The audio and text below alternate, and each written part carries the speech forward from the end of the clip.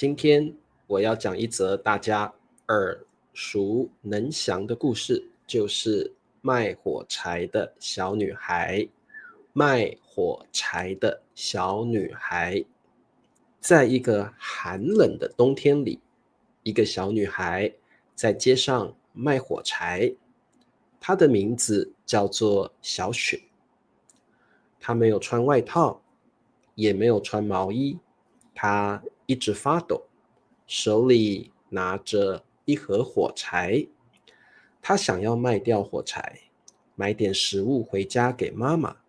可是街上冷冷清清，连一个人都没有。小雪看着手中的火柴，心里难过了起来。她点燃了一根火柴，看着它亮亮的火光，小雪慢慢失去了体温，仿佛进入了一场梦。就在这时，一束奇异的光照了过来。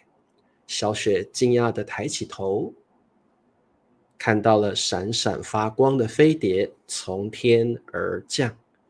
哇，这是什么？小雪惊呆了。飞碟慢慢降落，门打开了，出现了一个猫头人身的奇异生物。他说：小雪，快上来吧，我是来自外星的朋友，你可以叫我喵星人。小雪好奇地走了过去，飞碟里非常温暖，小雪觉得很暖和。喵星人，你是怎么知道我的名字的？小雪问。我们外星人知道很多事情。外星人笑了笑。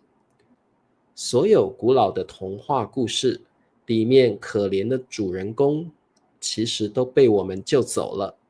我们把他们带到太空船上，让他们过着幸福的生活。真的吗？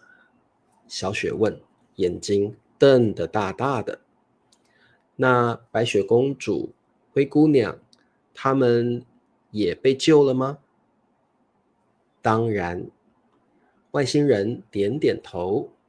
白雪公主和7个小矮人现在住在一颗美丽的星球上，那里没有邪恶的皇后，大家都很幸福。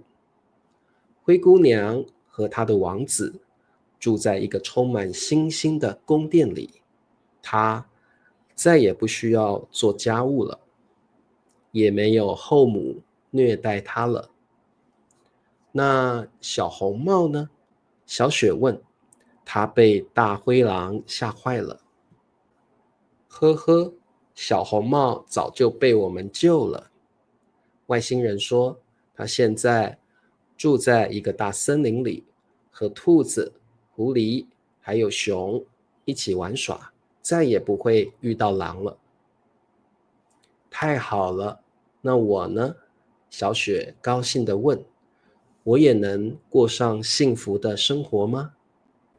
外星人说，当然可以。你再也不需要卖火柴了，你会住在一个美丽的星球，那里没有寒冷，只有温暖和快乐。我也会把你妈妈接来，跟你一起住。从那天起，小雪再也不用忍受寒冷，也再也不孤单了。他知道，在这个美丽的宇宙中，还有喵星人照顾大家。好，那这阵子呢，理查老师跟李灿老师有制作一个新的学习网站，叫做大书小站。那这个大书小站里面有电子书，还有一些很有意思的新视频。有些电子书是可以免费下载的，那还有一些新视频是可以免费观看的。